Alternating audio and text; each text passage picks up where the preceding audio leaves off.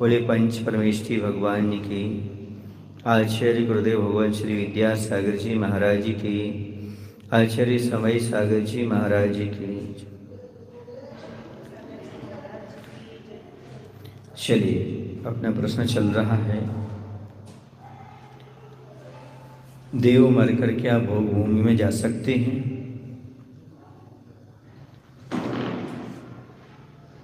तो कहा था कि नहीं जा सकते। अब कहाँ कहाँ के जीव भोग भूमि में जन्म लेते हैं? तो कर्म भूमि के मनुष्य त्रयंशी आकर भोग भूमि में उत्पन्न होते हैं, क्योंकि नारकी और देवों का जन्म भोग भूमि में नहीं होता, क्योंकि वह दान आदि की अनुमोदना उस रूप से नहीं कर पाते, दान भी नहीं दे पाते।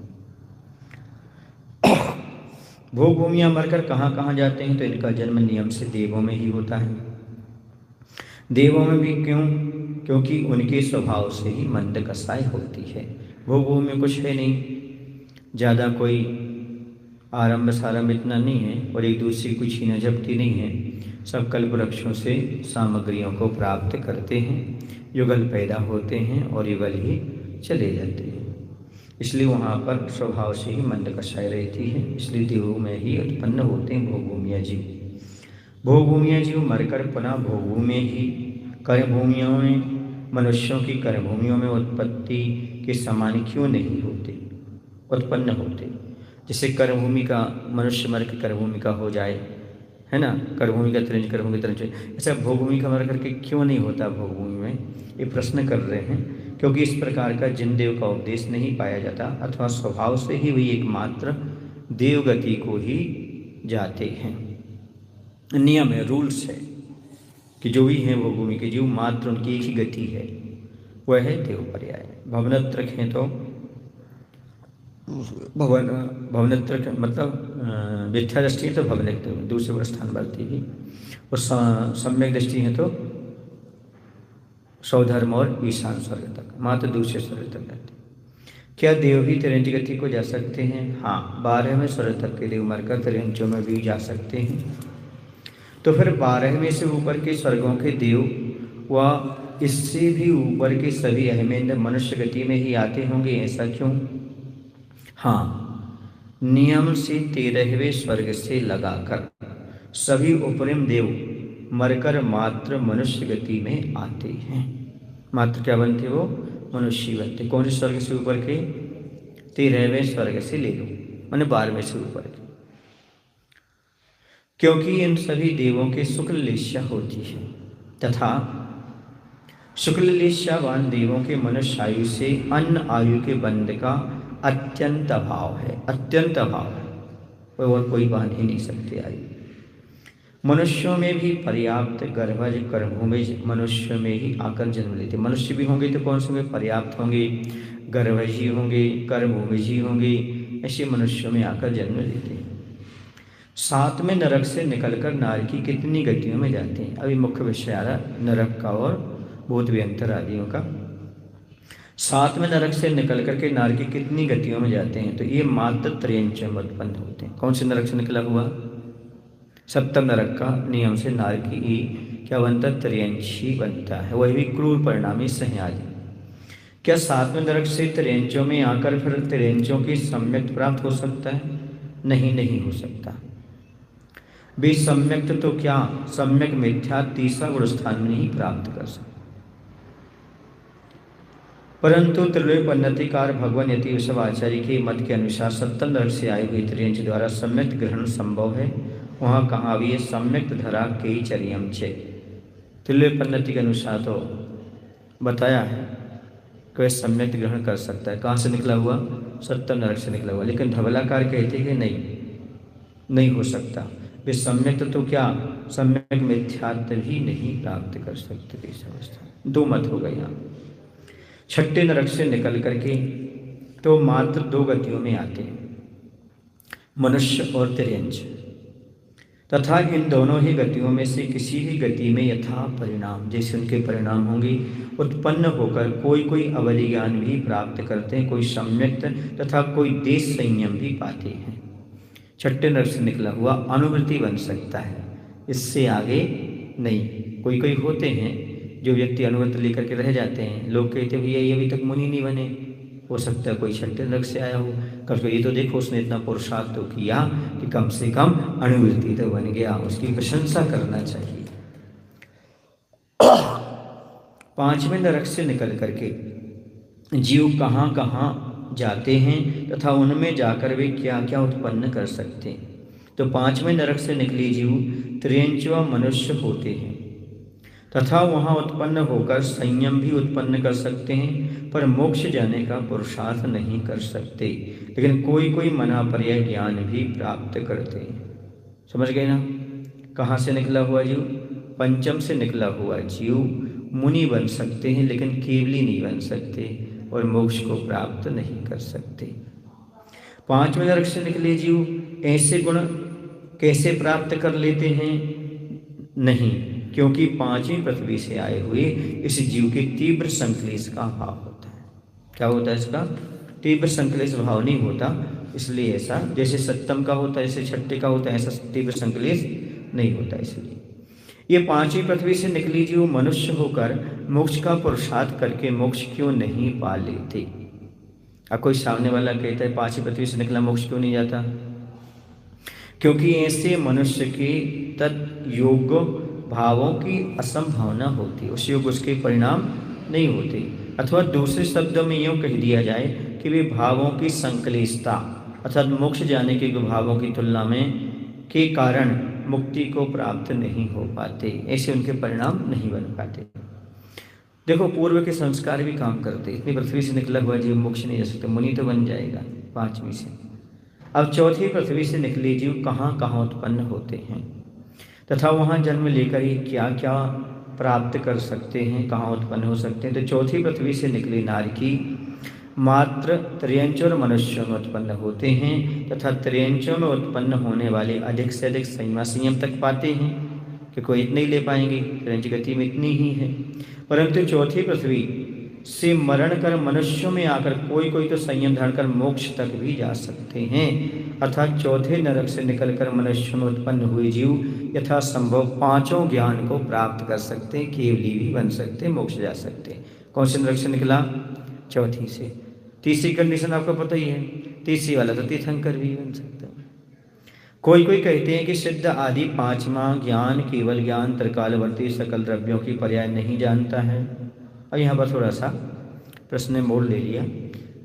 तो सठखंडाओं के जीवस्थान की चूलिका अंतर्गत गत्यागति का वर्णन करते हुए भगवान भूतबली पुष्पदंत जी कहते हैं कि बुज्जदी बुज्जंती, जिससे वीर सेनाचार्य ने यह अर्थ फलित किया कि त्रिकाल गोचर अनंत अर्थ व व्यंजन पर्यात्मक अशेष वस्तु तत्व को जानते हैं, अवगत करते हैं। अतः भूत भावी पर्यायों को यदि ना जाने तो केवल ज्ञान को दिव्य कौन कहेगा? दिव्य कैसे कहलाएगा वो? अतः केवल ज्ञान भूत भावी पर्यायों को नियम से जानता है, ऐसा निश्चय करना चाहिए। और वर्तमान तो जानते ही हैं।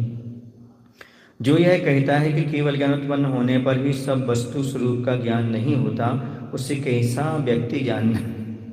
हे भव्य पुरुष, ऐसे व्यक्ति को कपिल के पक्ष वाले जानो, अर्थात वे कपिल मत अनुयायी हैं, ना कि महावीर के मत के अनुयायी हैं। क्योंकि केवल ज्ञान के बाद सब देख लेते हैं, केवल ज्ञान अनंत को अनंत के रूप में जान लेता है। प्रथम द्वितीय व तृतीय नरक से नारी की आयु पूर्ण होने पर वहाँ से निकलकर कहाँ कहाँ जा सकते हैं? प्रथम द्वितीय व तृतीय तीर्थंकर बन सकते हैं। तो पर्युक्त पृथ्वियों से निकलकर नारी की जीव मनुष्य व त्रियंच पर्याय को पा सकते हैं। त्रियंच में उत्पन्न हुए जीव अपनी पर्याय के युग अंतिम गुण स्थान पा सकते हैं, अर्थात पंचम गुण स्थान। तथा मनुष्यों में उत्पन्न हुए जीव तीर्थंकर भी हो सकते हैं। सामान्य केवलीपना भी तथा मन पर ज्ञान आदि सब ज्ञान भी यथाशक्य पा सकते, किंतु बलदेव वासुदेव चक्रवर्ती नहीं होते हैं, क्योंकि ये तो वैमानिक देव ही आकर के बनते हैं। समझ गए? हाँ। क्या किसी भी नरक से निकलकर मनुष्यों में आए जीव चक्रवर्ती नारायण व बलदेव नहीं होते? हाँ। नरक से निकला हुआ जीव नारायण बलभद्र और चक्रवर्ती नहीं होता, तीर्थंकर हो सकता है 30 नरक तक का। लेकिन ये महापुरुषों में नारायण बलभद्र और चक्रवर्ती नहीं हो सकता। तो फिर मनुष्यवत रेंज ही चारों गतियों में जाकर उत्पन्न हो सकते हैं, देवनारी की चारों गतियों में उत्पन्न नहीं हो सकती। यही सार निकला। बिल्कुल आपने ठीक समझा, ठीक है, क्योंकि मनुष्यवत रेंज को ही चौराहा कहा है। यहाँ से चारों रास्ते खुले हैं चारों गतियों के, बाकी दो राह है। समझ गए ना? देव मनुष्यवत रेंज बन सकता है और नारकी भी देववत रेंज बन सकता है, मनुष्यवत रेंज बन सकता है। देवगति से जो मनुष्य में आता है, क्या वह बलदेवत्व, वासुदेवत्व और चक्रवर्ती प्राप्त कर सकता है? हाँ, प्राप्त कर सकता है। बस कंडीशन इतनी है कि वह बेमालिक से आकर के बनेगा, व्यंतर आदि से नहीं बनेगा। कोई आएगा तो किसी को बलदेव, वासुदेव और चक्रवर्ती बनना है तो कहाँ बेमालिक देव ही पर्याय से ही आएगा, क्योंकि भूत आदि पर्याय से नहीं आएगा, व्यंतर आदि और नत्रक आदि से। अब बहुत मुख्य प्रश्न है, भूत आदि व्यंतर मरकर मनुष्य होकर मोक्ष जा सकते हैं क्या? हाँ, भवनवासी बान व्यंतर यानी भूत आदि जो ज्योतिषी देव हैं और देवियां भी मरकर मनुष्य पर्याय पाकर केवली होकर सिद्ध भी हो सकते हैं। वह भूत पर्याय से आकर के मनुष्य बनेंगे, मनुष्य बन करके मुनि बन करके मोक्ष भी जा सकते हैं। लेकिन ये वासुदेव, बलदेव, चक्रवर्ती, तीर्थंकर नहीं बनते, इतना विशेष जान लेना। समझ गए? इसलिए नहीं बनते क्योंकि जो पूर्व पर्याय में रहते हैं वह मुनि आदि होते हैं, फिर बन करके वो स्वर्ग जाते हैं, स्वर्ग से आकर के फिर नीचे आते हैं ऐसे। इसलिए नियम से वो देवायु में जाते हो, देवायु में सम्यक्ति होते हैं तो सम्यक्ति होने से वो ऊपर ही जाते हैं, ना भी हो तो भी ऊपर ही जाते हैं, तो नियम ही। क्योंकि महापुरुष हैं, कौन है? मात तीर्थंकर के बाद इसलिए आ जाता है क्योंकि पहले वो आयु बांध लेते इसलिए, हाँ, इसलिए नरक से आ जाते हैं। पूर्व अध्याय इसको होंगे तो अनुदेश आदि अपराजित तक के विमानवासी देव देव पर्याय से च्युत होकर मनुष्यों में आते हैं और आकर उन मनुष्यों के क्या क्या नियम से होते हैं। तो अनुदेश आदि के देव च्युत होकर मनुष्य में उत्पन्न होते हैं तथा उनके मति श्रुत ज्ञान नियम से होता है। मायना समझे? सम्यक्त नियम से होता है। मति श्रुत ज्ञान हुआ मतलब सम्यक्त नियम से हुआ, क्योंकि कुमति और कुश्रुत नहीं है। तथा यथा संभव मनुष्य पर्याय में जीव नियम से संयम, सकल संयम को उत्पन्न करते हैं। जो ऊपर से आते हैं सम्यक दृष्टि जीव आते हैं अनुदेश आदि में, क्योंकि सम्यक दृष्टि उत्पन्न होते हैं और सम्यक दर्शन लेकर के आते हैं, इसलिए दो ज्ञान तो उनके सम्यक्त रहेंगे, सम्यक दर्शन के साथ हैं। तो फिर वह सकल संयम भी धारण करके मोक्ष भी जा सकते हैं। ये सारी क्षमता उनके पास होती है। तथा सर्वासिद्धि से आए देव, वो तो नियम से भवतारी होते हैं। ये देव मरण कर नियम से मनुष्य गति में ही आते हैं, त्रिंश तो होंगे नहीं, मनुष्य होंगे। तथा इन्हें मति श्रुत व अवधि ज्ञान नियम से होता है, तीन ज्ञान के धारी होते हैं। संयम नियम से उत्पन्न करते हैं तथा केवल ज्ञान, केवल दर्शन, अनंत वीर आदि भी नियम से उत्पन्न करते हैं, अर्थात एक भवतारी होते हैं। तो नियम से नीचे आएंगे, मनुष्य बनेंगे और मोक्ष चले जाएंगे वहीं बन करके। समझ गए? अब बहुत से लोगों का प्रश्न होता है कौन कौन से जीव एक भव अवतारी होते हैं, मतलब एक ही भव लेंगे मनुष्य बन करके और मोक्ष चले जाएंगे। तो कौन कौन होते हैं? सबसे पहले सौधर्मेंद्र, उसकी सची नाम की पट्ट देवांगना, उसी के सोम आदि 4 लोकपाल, ठीक है ना, सानत कुमार आदि दक्षिणेंद्र, सब लोकांतिक देव और सर्व ही सर्वासिद्धि में उत्पन्न होने वाले देव अपने अपने स्थान से च्युत होकर मनुष्य पर्याय प्राप्त कर उत्कृष्ट संयम के धारी होते हुए नियम से उसी पर्याय में मोक्ष को प्राप्त हो जाते हैं। ये अर्थात उक्त जीव देवगति से चय करके चरम शरीर धारण कर निर्माण ही जाते हैं का नियम। ये नियम से मनुष्य होंगे और कहाँ जाएंगे? मोक्ष जाएंगे। अब आता परिव्राजक मरकर स्वर्ग में कहाँ तक उत्पन्न होते हैं? अन्य मतावलंबी होते हैं वो परिव्राजक कहलाते हैं, अन्य मत के साधु वगैरह होते हैं। तो एक पंचम स्वर्ग तक बताया। कौन से स्वर्ग तक जा सकते हो? 5वें स्वर्ग तक जा सकते हैं। तथा आजीवक कहाँ तक जाते हैं? उनमें आजीवक भी होते हैं, फैकल्टी होती है। तो सहस्रार्थ नामक 12वें स्वर्ग तक चले जाते हैं। कहाँ तक चले जाते हैं? 12वें स्वर्ग तक उनका जाना बताया। सलाह का पुरुष मरकर कौन कहाँ जाते हैं समझाइएगा। अब तीर्थंकर आयु पूरी होने पर मोक्ष जाते हैं, नियम है। सलाखा में सबसे पहले कौन आएंगे? गृहस्थ सलाखा में तीर्थंकर। तीर्थंकर आयु पूर्ण होने पर मोक्ष जाएंगे। चक्रवर्ती परिणाम अनुसार स्वर्ग या नरक या मोक्ष तीनों जगह जा सकते। स्वर्ग भी गए, मोक्ष भी, नरक भी गए। तो कि इस बार क्या हुआ? 2 स्वर्ग गए हैं चक्रवर्ती इस काल में, और 2 नरक गए हैं। बाकी के बाकी 8 कहाँ गए हैं? मोक्ष गए। अब यहाँ पर कहते आगे, बलभद्र मरकर स्वर्ग या मोक्ष में जाते, स्वर्ग भी जाते और मोक्ष भी जाते, इसके अलावा और कहीं नहीं। परंतु अवशिष्ट बची हुई नारायण सभी और प्रतिनारायण सभी नियम से नरक ही में ही प्रयाण करते हैं। परंतु सलाका पुरुष अनंतर जन्म में त्रियंच और मनुष्य नहीं होते। सलाका पुरुष अनंतर समय में जन्म लेकर त्रियंच और मनुष्य नहीं होते। इस प्रकार चतुर्गति भ्रमण करते हुए जीवों में एक गति से गत्यंतर गमन का संक्षिप्त नियम समझाया। ये भ्रमण करने वाले कुल जीव नियम से अनंतानंत है। क्यों है भ्रमण करने वाले? क्योंकि एक इंद्री ले लिया ना, बाकी तो मनुष्यादि के से असंख्यात हैं, लेकिन एक इंद्री के अपेक्षा अनंत अनंत हो गए। कारण कि एक निगूढ़ शरीर के भी जीवों में का अव्ययपना है। समझ गए ना? मतलब निगूढ़ शरीर में इतने जीव होते हैं कि वो भी अनंत होते हैं। कितने होते हैं? अनंत निगूढ़ जीव। इसलिए यहाँ पर कहा जा रहा है भ्रमण करने वाले जीव कैसे हैं? अनंत अनंत हैं। अब यहाँ पर एक निगोद में कितने जीव होते हैं? तो अनंत अनंत होते हैं। एक निगोदिया जीव अनंत अनंत। एक निगोद शरीर में अनंत जीव हैं, यह कैसे जाना जाता है? यह युक्ति से जाना जाता है। यथा कुल जीव मध्यम अनंत अनंत प्रमाण है और निगोद शरीर असंख्यात लोक प्रमाण ही है। समझ गए ना? अनंत नहीं है, अतः प्रत्येक निगोद शरीर में जीवों का प्रमाण मध्यम अनंत अनंत बटे असंख्यात लोग, अर्थात अनंत अनंत बटे असंख्यात। विशिष्य पर ले लें, जैसे अनंत अनंत गुणित अनंत अनंत गुणित अनंत अनंत गुणित अनंत अनंत अनंत अनंत अनंत बार ले लो। कितने बार ले लो? अनंत, तो अनंत अनंत बार ले लो, बटे असंख्यात ले लो। यानी एक निगोद शरीर में जीवों की संख्या अनंत अनंत गुणित अनंत अनंत गुणित अनंत अनंत बार इतनी हुई। अतः सिद्ध होता है कि प्रत्येक निगुण शरीर में अनंत अनंत जीव होते हैं, जो कि अनंत सिद्धों से अनंत गुणे हैं एवं रहेंगे। क्या कहा? अनंत सिद्ध हैं। सिद्ध कितने हुए? अनंत। उनसे भी अनंत गुणे रहेंगे, हैं और आगे रहेंगे। कौन? निगोदीय जीव।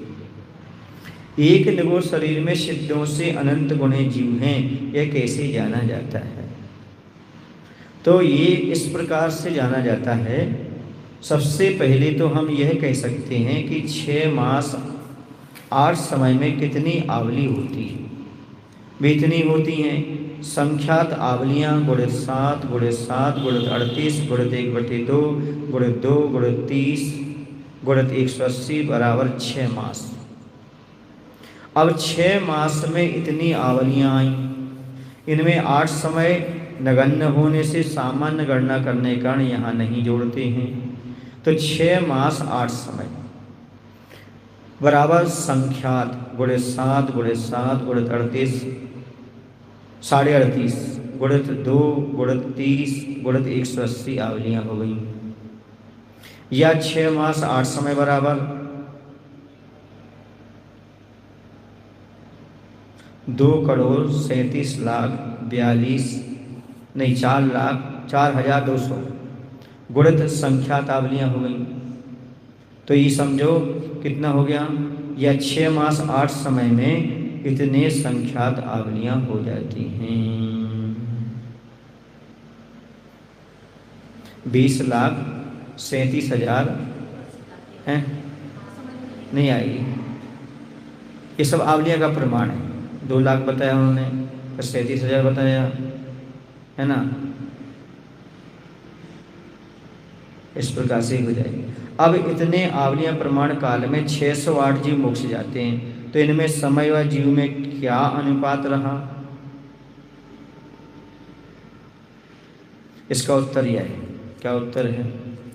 2,03,74,200 इतनी प्रमाण ऊपर का रहेगा।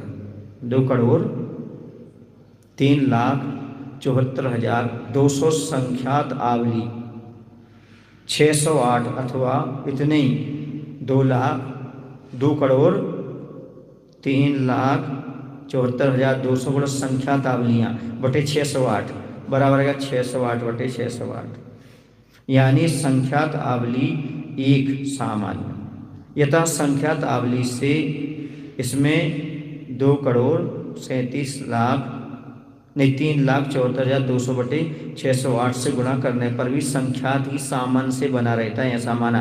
अर्थात औसत रूप से अनादि काल से उपरिक्त संख्यात आवली काल में एक सिद्ध होता है, तो ऐसे समस्त अतीत काल व सब सिद्धों का अनुपात भी यही, अर्थात संख्यात आवली एक होता है। अतः अतीत सिद्धों का प्रमाण होगा अतीत काल बटे संख्यात आवली, यानी अतीत काल के संख्यात में भाग प्रमाण हुए, जबकि एक निगोद की सब जीव राशि की संख्या हुई सब जीव बटे असंख्यात लोग, यानी सब जीव बटे असंख्यात सामान्य से, यानी अतीत काल गुणित अनंत बटे असंख्यात प्रमाण एक निगोद शरीर में जीव होते हैं। अतः सिद्धों से कैसे हो गए, ये अनंत गुणे हो गए, अनंत सिद्धों से भी अनंत गुणे हो गए। यहाँ सब जीव अतीत गुणित अनंत इसलिए लिखा है कि धवला पुस्तक में अर्हत वचन है कि अतीत काल से अनंत गुणी सब जीव राशि है। अतीत काल से अनंत गुणी सब जीव राशि है। अब देखते हैं कि अतीत के सिद्धों का प्रमाण अतीत काल भागित असंख्यात, जो कि ऊपर सिद्ध किया है, एक निगोद शरीर के जीवों का प्रमाण अतीत काल गुणित अनंत भागित असंख्यात, जो कि ऊपर सिद्ध किया है। समीकरण नंबर 2 और 1 का मान रखने पर एक निगोद शरीर के जीवों का प्रमाण अतीत काल बटे असंख्यात गुणित अनंत, या एक निगोद शरीर के जीवों का प्रमाण अनंत निकला था, बराबर अतीत कालीन सिद्ध और अनंत एक का मान रखने से। अतः अतीत कालीन सकल सिद्धों से अनंत गुणे एक निगोद शरीर में जीव हैं। इतने ही समझ लो, पूरा समझ में नहीं आया ना गणित, इतना समझ लो कि अतीत कालीन सकल सिद्ध से अनंत गुणे एक निगोद शरीर में जीव हैं, यह सिद्ध होता है। यहाँ दोनों संख्यात विषयक भेद होते हुए भी वह भी नगण्य है, क्योंकि अनंत रूप गुणकार बृहद है। उस अनंत रूप गुणकार को असंख्यात से व्यक्त कर देने पर भी अनंत क्षीण होते हैं। मिथ्या दृष्टि जीव राशि कितनी है, अमिथ्या दृष्टि कितने हैं, तो मध्यम अनंतानंत प्रमाण। यह मिथ्या दृष्टि जीव राशि संपूर्ण जीव राशि के अनंत बहुभाग प्रमाण मानना चाहिए।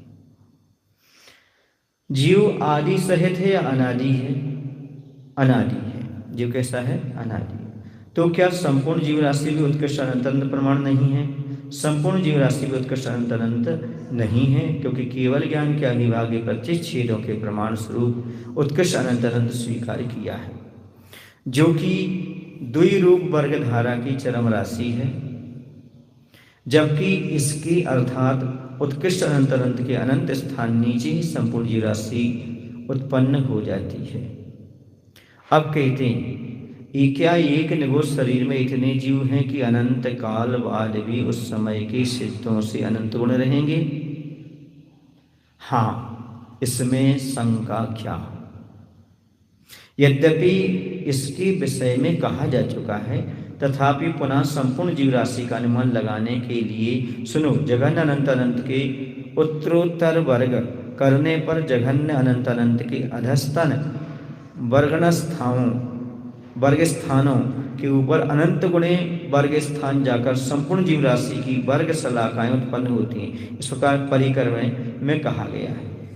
इससे एवं ततोः अनंत स्थानीय गत्वा वर्ग शलाका के कथन से अनंत गुणित ऐसे अनंत बार करने पर यथा जिन दृष्ट संपूर्ण जीव राशि आती है, अब इनमें असंख्यात लोग का भाग देने पर, क्योंकि कुल निगोद शरीर कितने, असंख्यात लोग प्रमाण ही हैं, ठीक है ना। जो आवे वह एक निगोद के जीवों का प्रमाण होना चाहिए होगा, ऐसा समझो, ठीक है ना। इतनी समझ लो बहुत।